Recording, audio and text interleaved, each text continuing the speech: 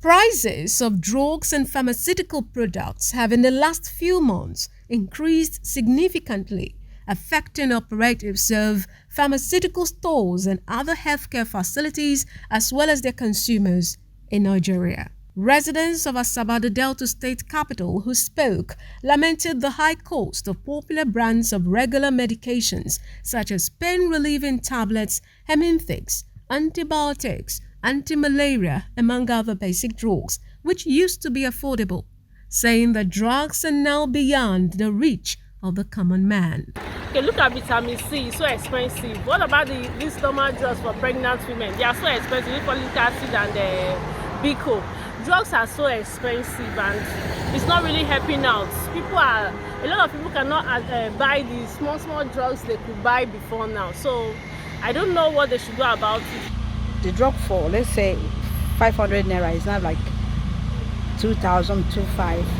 You find out that it has escalated, the price has escalated, and it's not going down well with the public. So the people that are sick find it difficult to buy drugs for their sick ones or for themselves.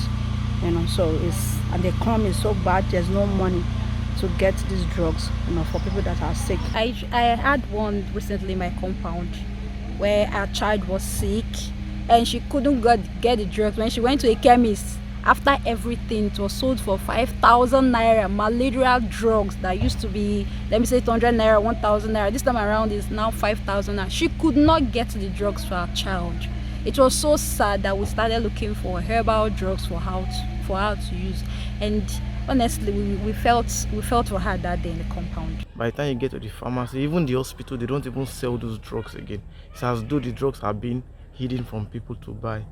Which I know some of these doctors have their own personal pharmacies where they do take these drugs to, and they sell it very expensive there, which common men now in Nigeria couldn't even afford those drugs. The respondents called for urgent government intervention to nip the situation in the bud before it metamorphoses into health emergencies. Well, I think the government should look into it and know what they should do, for them to curb this high cost of drugs in the market, because it's actually a problem. For most of them, they will tell you it's the basic economic system that's making the height of everything to go up.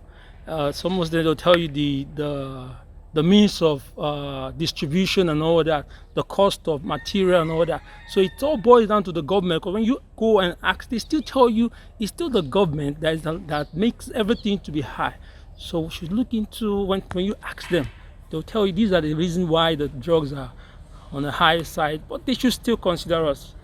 The government is everything mainly, so that's why we're appealing to the government to kindly help us to see how they can assist these guys, to talk to them or dialogue with them to see how they can bring down the prices of drugs. Maybe if government can help out in assisting their citizens, like maybe when they get these drugs, they pay a particular amount of these drugs to the companies, so that the companies can sell it lesser to the pharmacies available, to the hospitals, pharmacies in the hospitals and even other private pharmacies, so that these drugs can be cheaper for their citizens to consume.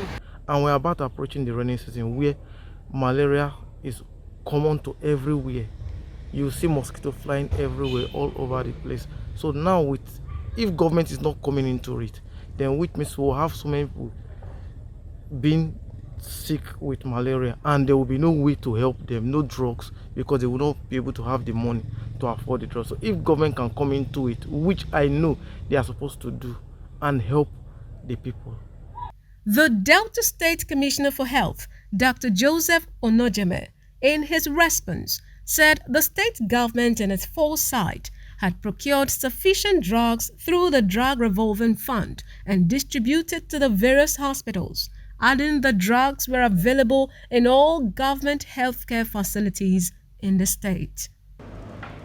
Drugs are available. The various hospitals are supplied by the Drug Revolving Fund. In December, a whole lot of drugs were procured by the DRF, and those drugs were supplied to the various hospitals based on need assessment. So if there is one-off hospital who is not giving drugs to patient after receiving treatment, you should name the hospital so that we can look into it.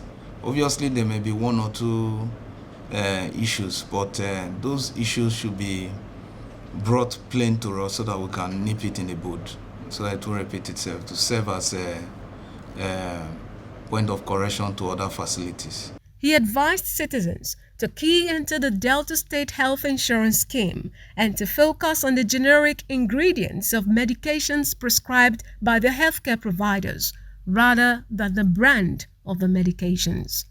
The developed countries, it's basically health insurance. Health insurance is key because that we want to encourage our people to take the scheme seriously. Well, if you are working for government, you're already covered through the formal sector. If you are not working for government, you're into private business, you can register 7,000 in a year. Will cover for minor surgeries like appendix and neuropathy and all of that. So if you are hypertensive, 7,000 will cover you for 1 year. So I think it's a good thing. Leaders and well-meaning Deltans should key into the contributory health scheme. The drug that we supply, we distribute to all the hospitals, they are drugs that are potent and they have tested them in the quality control unit in the DRF. So they are safe, they should take them, it's going to work. Because those drugs, they've passed them through quality control. They don't just supply DRF drugs, then they by return, DRF supply drugs to the hospitals. No. Most of those drugs, even the branded, the so-called big names you are talking about, some of them too have had fake that the quality control unit have detected that were not supplied to patients. There is a local saying that the difference between bakery and plantain chips is in the packaging. Same applies to drugs. As the economy continues to bite harder and the prices of drugs continue to skyrocket, citizens are advised to focus on the content rather than the container. Eunice Emeazia reporting.